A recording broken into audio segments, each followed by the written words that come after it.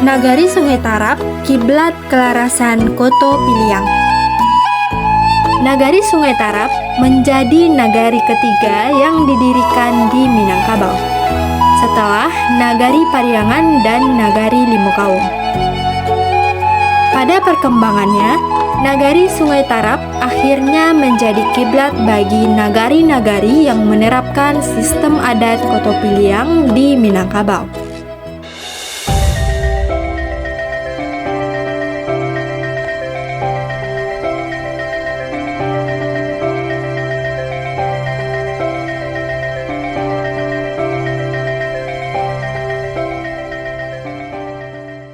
Nagari Sungai Taro saat ini lebih dikenal dengan sebutan Nagari Sungai Tarap, merupakan salah satu nagari yang terkenal di Minangkabau.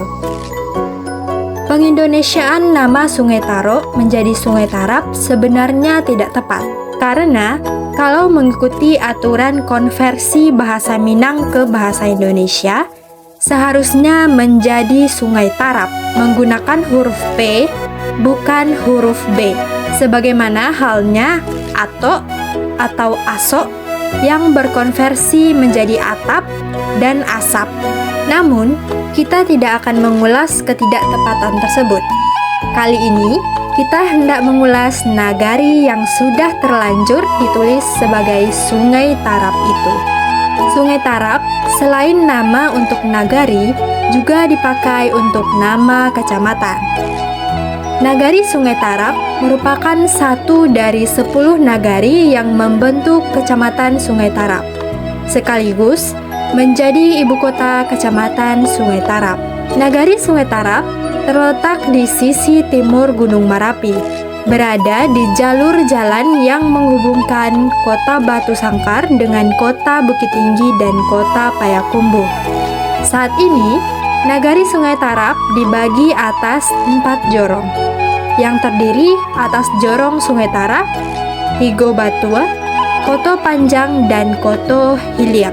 Setelah pendirian Pariangan dan Dusun Tuwo yang saat ini menjadi Nagari Pariangan dan Nagari Limukawum, Datuk Katumangguangan membangun pula Nagari Sungai Tarap dengan menempatkan Datuk Bandaro Putiah sebagai pucuk adat di Nagari Sungai Tarap.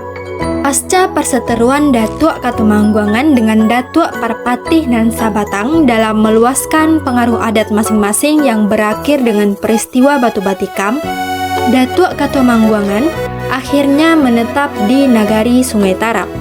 Sementara Datuk Parpatih nan Sabatang menetap di Dusun Tuwo atau Nagari Limukawum. Nagari Sungai Tarap menjadi nagari ketiga yang didirikan di Minangkabau, setelah Nagari Pariangan dan Nagari Limukawum. Pada perkembangannya, Nagari Sungai Tarap akhirnya menjadi kiblat bagi nagari-nagari yang menerapkan sistem adat Koto Piliang di Minangkabau. Pasca pendirian Nagari Sungai Tarap, Datuk Bandaro Putiah kemudian membangun 22 koto yang mengelilingi Sungai Tarap. Ke-22 koto tersebut terbagi sebagai berikut. Pertama adalah Sungai Tarap 8 Batua.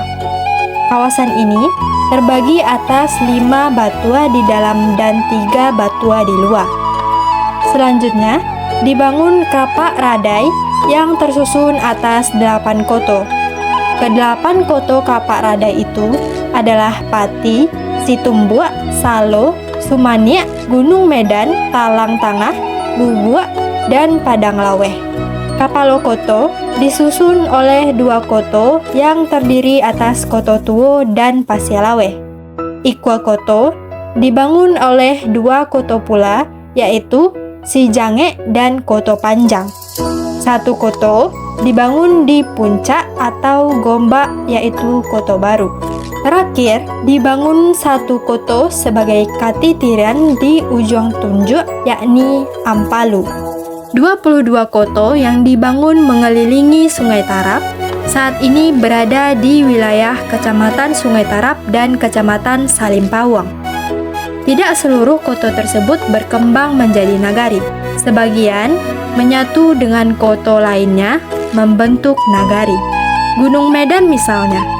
salah satu koto yang membentuk Kapak Radai, saat ini tergabung dalam Nagari Talang Tangah atau Guguak yang saat ini tergabung dalam Nagari Padang Lawe.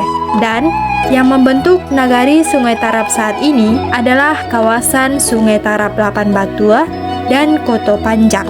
Selanjutnya, kita akan membahas suku-suku yang ada di Nagari Sungai Tarap. Nagari Sungai Tarap saat ini tersusun atas 3 kawasan adat dengan 3 kelompok struktur adatnya pula. Pertama adalah kawasan adat Sungai Tarap Salapan Batua yang tersebar di Jorong Sungai Tarap dan Tigo Batua. Kelompok kedua adalah Koto Panjang dan kelompok ketiga adalah Koto Hiliang. Masing-masing memiliki struktur adat tersendiri yang tergabung ke dalam kerapatan adat Nagari Sungai Tarap. Mari kita bahas satu persatu suku yang terdapat pada 3 kelompok adat tersebut. Pertama, kelompok Sungai Tarap Salapan Batua. Nagari Sungai Tarap memiliki pucuk adat yang bergelar Datuk Bandaro Putiah. Datuk Bandaro Putiah membawahi lembaga Datuk Nan Salapan yang terdiri atas 8 penghulu suku adat di Sungai Tarap. Kedelapan suku tersebut tersebar di Jorong Sungai Tarap dan Jorong Tigo Batua. 5 suku berada di Jorong Sungai Tarap yang meliputi suku Piliang Lawe, Piliang Sani, Bendang, Bodi, dan Mandahiliang. Sedangkan 3 suku lainnya yang berada di Jorong Tigo Batua yang terdiri dari suku Piliang, Bendang, dan Nan Anam. Masing-masing suku dipimpin oleh penghulu suku, mengikuti pembagian geografis penyebaran suku tersebut. Kelompok 5 suku disebut dengan Limo Batua di Ateh, dan kelompok 3 suku disebut dengan Tigo Batua di bawah. Namun, seluruhnya disebut dengan Sungai Tarap Salapan Batua.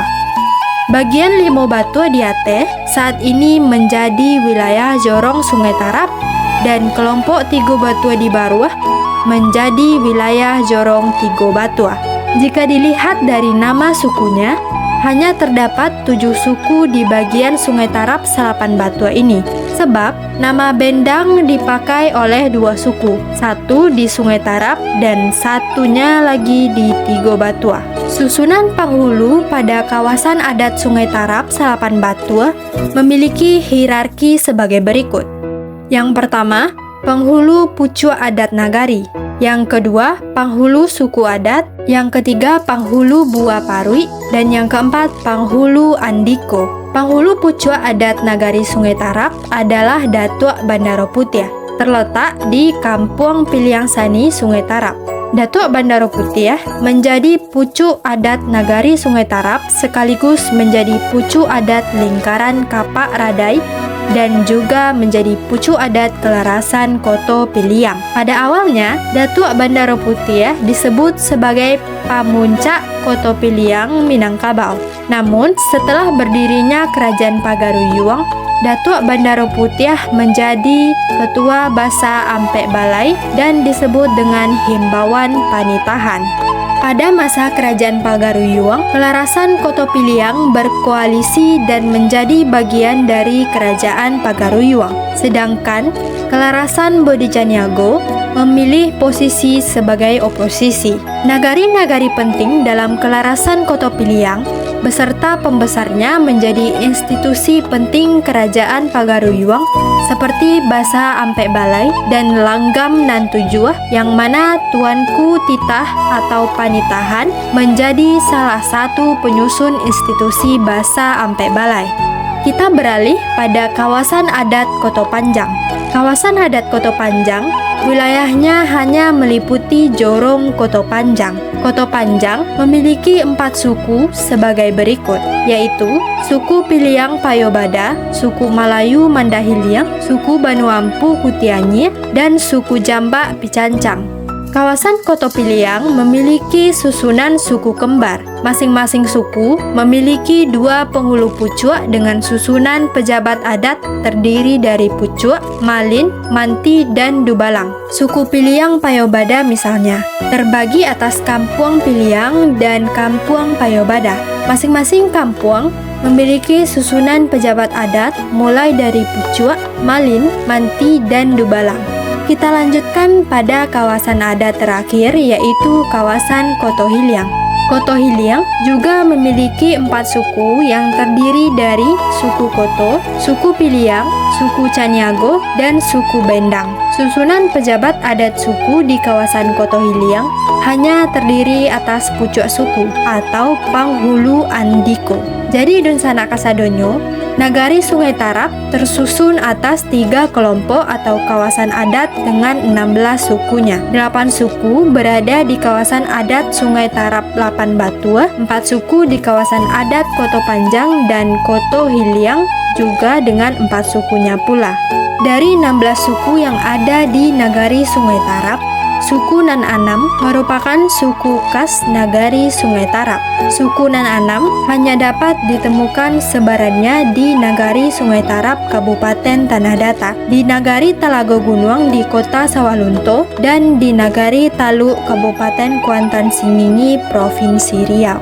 Jika sanak melintasi Nagari Sungai Tarap dalam perjalanan Batu Sangkar Bukit Tinggi atau Batu Sangkar Payakumbuh, hamparan pemandangan sawah di sepanjang perjalanan dengan jalan yang bergelombang. Hamparan persawahan yang indah menghampar di sepanjang perjalanan di Nagari Sungai Tarap. Jangan pejamkan mata kala melewati Nagari Sungai Tarap dengan view pemandangan sawahnya yang indah. Hamparan sawah yang bertingkat-tingkat mengikuti kontur lereng di kaki Gunung Marapi. Jika ingin mengeksplor lebih jauh, sanak dapat menyusurinya hingga ke Jorong Koto Panjang ataupun Koto Hiliang yang berada di luar jalan utama. Sebagai nagari tua, sanak juga direkomendasikan untuk mengunjungi makam Tuanku Titah atau juga disebut Panitahan Sungai Tarap yang berada di Jorong Sungai Tarap. Makam Panitahan ini saat ini menjadi situs cagar budaya yang terdapat di Nagari Sungai Tarap.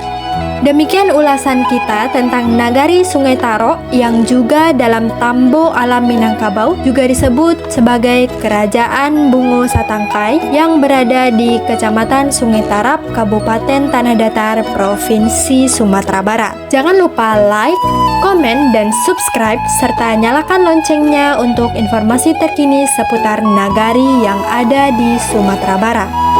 Tonton Nagaripedia, kenali nagarimu, cintai Indonesia.